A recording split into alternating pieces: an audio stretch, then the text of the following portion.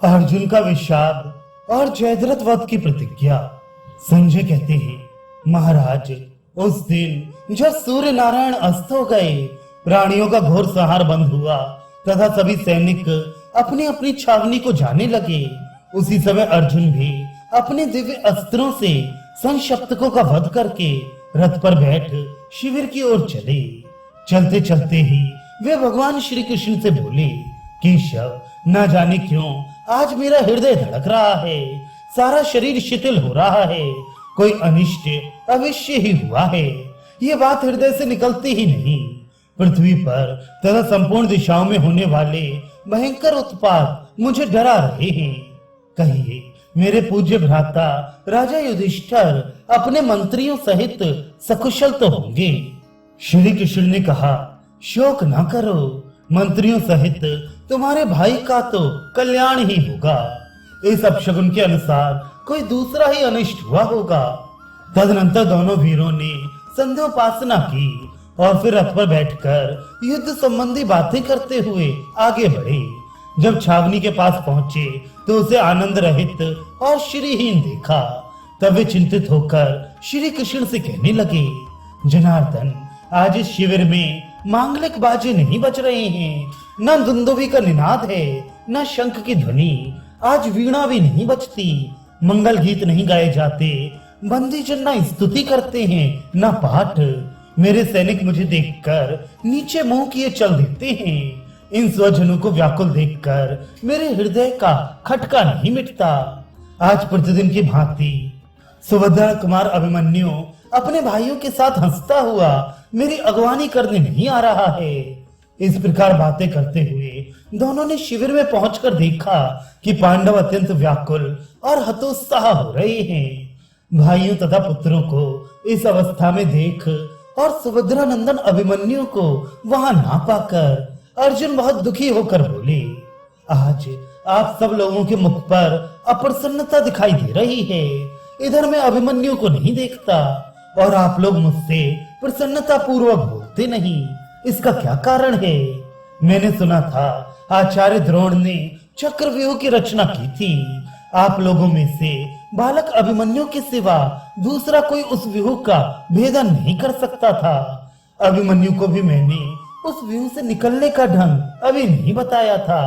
कहीं ऐसा तो नहीं हुआ कि आप लोगों ने उस बालक को शत्रु के व्यूह में भेज दिया हो? सुभद्रा नंदन उस व्यूह को अनेकों बार तोड़कर युद्ध में मारा तो नहीं गया। वह सुभद्रा और द्रौपदी का प्यारा तथा माता कुंती और श्री कृष्ण का दुलारा था। बताइए तो, काल के वश में पड़ा हुआ ऐसा कौन है जिसने उसका वध किया है? हाँ, वे कैसे हंस हंस कर बातें करता था और सदा बड़ों की आज्ञा में रहता था। बचपन में भी उसके पराक्रम की कहीं तुलना नहीं थी। कितनी प्यारी प्यारी बातें करता था। ईर्ष्या द्वेष तो उसे छू भी नहीं गया था। वह महान उत्साही था। उसकी भुजाएं बड़ी बड़ी और आंखें कमल के समान विशाल थीं। अपने सेवकों पर उसकी बड़ी दया थी। कभी नीच पुरुषों की संगति नहीं करता था। वह कृतज्ञ, ज्ञानी और अस्त्र विद्या में कुशल था। युद्ध में पीछे पैर नहीं हटाता था। युद्ध का तो वह अभिनंदन करता था। शत्रु उसे देखते ही भयभीत हो जाते थे। वह आत्मीय जनों का प्रिय करने वाला और पृथवर्ग की विजय चाहने वाला था। शत्रु पर पहले कभी प्रहार नहीं करता था और युद्ध में सदा निर्भीक रहता था। रथियों की गणना होते समय जिसे महारथी गिना गया था, उस वीर अभिमन्यु का मुख देखे बिना अब मेरे हृदय को क्या शांति मिलेगी। अपने से अधिक दुख तो सुभद्रा के लिए हो रहा है। वह बेचारी बेटे की मृत्यु सुनते ही शोक से पीड़ित होकर प्राण त्याग देगी। अभिमन्यु को न देखकर सुभद्रा और द्रौपदी मुझसे क्या कहेंगी? उन दोनों को मैं क्या जवाब दूंगा? सचमुच मेरा हृदय वज्र का बना हुआ है। तभी तो पुत्रवधू उत्तरा के रोने बिलखने का ध्यान आते ही इसके हजारों टुकड़े नहीं हो जाते। इस प्रकार अर्जुन को पुत्र शोक से पीड़ित और उसी की याद में आंसू बहाते देख भगवान कृष्ण ने उन्हें पकड़कर संभाला और कहा, मित्र इतने व्याकुल ना हो जो युद्ध में पीठ नहीं दिखाते। उन सभी शूरवीरों को एक दिन इसी मार्ग से जाना पड़ता है जिनकी युद्ध से ही जीविका चलती है। उन क्षत्रियों का तो विशेषतः यही मार्ग है। उनके लिए संपूर्ण शास्त्रज्ञों ने यही गति निश्चित की है, युद्ध में शत्रु का सामना करते हुए मृत्यु हो जाए। ऐसा तो सभी शूरवीर चाहते हैं। मनु ने बड़े बड़े वीर एवं महाबली राजकुमारों को युद्ध में मारा है और शत्रु के सामने डटे रहकर वीरों के लिए वांछनीय मृत्यु प्राप्त की है। तुम्हें शोक करते देख ये तुम्हारे भाई और मित्र अधिक दुखी हो रहे हैं। इन्हें सांत्वना भरी बातों से आश्वासन दो। तुम तो जानने योग्य तत्व को जान चुके हो, तुम्हें शोक नहीं करना चाहिए। भगवान कृष्ण के इस प्रकार समझाने पर अर्जुन ने अपने भाइयों से कहा, मैं अभिमन्यु की मृत्यु का वृत्तांत आरंभ से ही सुनना चाहता हूँ। आप सब लोग अस्त्र विद्या में कुशल हैं, हाथों में शस्त्र लिए वहां खड़े थे। ऐसे समय में वह यदि इंद्र से भी युद्ध करता हो तो भी उसे मारा नहीं जाना चाहिए। फिर आपके रहते कैसे उसकी मृत्यु हुई? यदि मैं जानता कि पांडव और पांचाल मेरे बेटी की रक्षा करने में असमर्थ हैं, तो स्वयं ही उपस्थित होकर उसकी रक्षा करता। इतना कहकर अर्जुन चुप हो गए। उस समय युधिष्ठिर अथवा श्री कृष्ण के सिवा दूसरा कोई भी उनकी ओर देखने या बोलने का साहस नहीं कर सका। युधिष्ठिर ने कहा, महाबाहो, जब तुम संशक्तकों की सेना से लड़ने के लिए चले गए, उसी समय द्रोणाचार्य ने मुझे पकड़ने का घोर प्रयत्न किया। वे रथों की सेना का व्यूह बनाकर बारंबार उद्योग करते थे और हम लोग व्यूहाकार में संगठित हो उनके आक्रमण को व्यर्थ कर रहे थे। किंतु द्रोणाचार्य अपने तीखे बाणों से हमें बहुत पीड़ा देने लगे। उस समय व्यूह भेदन करना तो दूर की बात है, हम उनकी ओर आंख उठाकर देख भी नहीं सकते थे। ऐसी स्थिति आ जाने पर हम सबने अभिमन्यु से कहा, बेटा तुम व्यूह को तोड़ डालो। हमारे कहने से ही उसने इस असह्य भार को भी वहन करना स्वीकार किया और तुम्हारी दी हुई शिक्षा के अनुसार वह व्यूह तोड़कर उसमें घुस गया। हम भी पीछे पीछे चले तो नीच जयद्रथ ने शंकर जी के दिए हुए वरदान के बल से हमें रोक लिया। तदनंतर द्रोण, कृप, कर्ण, अश्वत्थामा, बृहद्बल और कृतवर्मा, इन 6 महारथियों ने उसे सब ओर से घेर लिया। घिरे होने पर भी उस बालक ने अपनी शक्ति के अनुसार उन्हें जीतने का पूर्ण प्रयास किया, किंतु उन सब ने मिलकर उसे रथहीन कर दिया। जब वह अकेला और असहाय हो गया तो दुशासन के पुत्र ने संकटापन्न अवस्था में उसे मार डाला।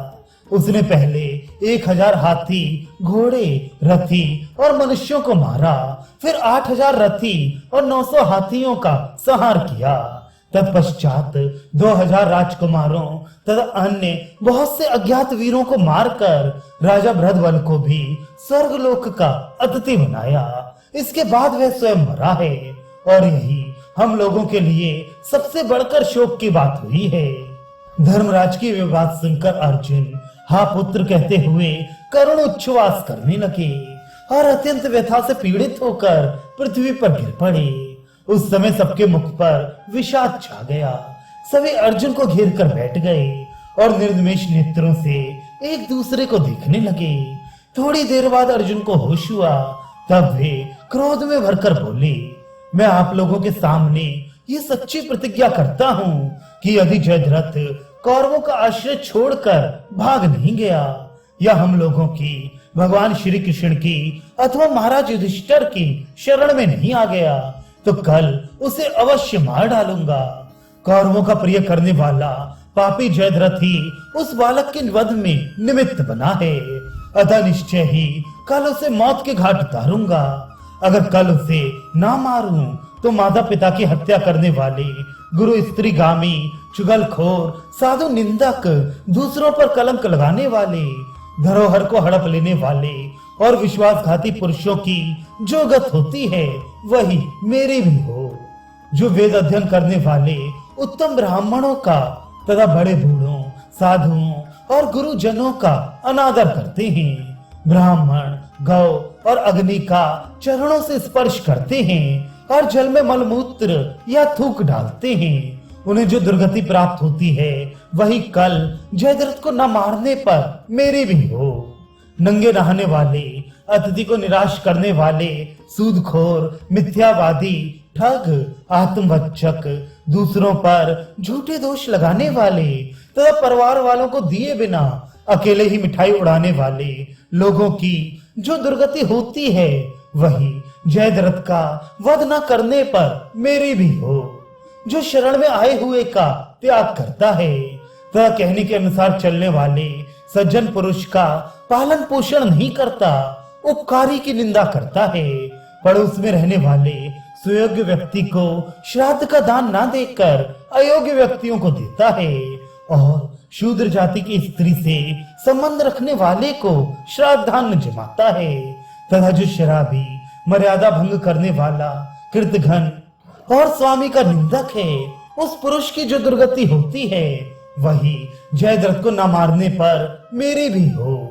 जो बाएं हाथ से भोजन करते, गोद में रखकर खाते, पलाश के पत्ते पर बैठते और तेंदू की दातून करते हैं, जिन्होंने धर्म का त्याग किया है, जो प्रातः काल सोते हैं, ब्राह्मण होकर शीत से और क्षत्रिय होकर युद्ध से डरते हैं, शास्त्र की निंदा करते हैं, दिन में नींद लेते या मैथुन करते हैं, घर में आग लगाते, अग्निहोत्र और अतिथि सत्कार से विमुख रहते तथा गऊओं के पानी पीने में विघ्न डालते हैं, जो रजस्वला से संसर्ग करते हैं, कीमत लेकर कन्या को बेचते हैं, बहुत लोगों की पुरोहिती करते हैं, ब्राह्मण होकर दास वृत्ति से जीविका चलाते हैं तथा जो ब्राह्मणों को दान का संकल्प करके फिर लोग बख्श नहीं देते, उन सब की जो दुखदायिनी गति होती है वही जयद्रथ को न मारने पर मेरी भी हो।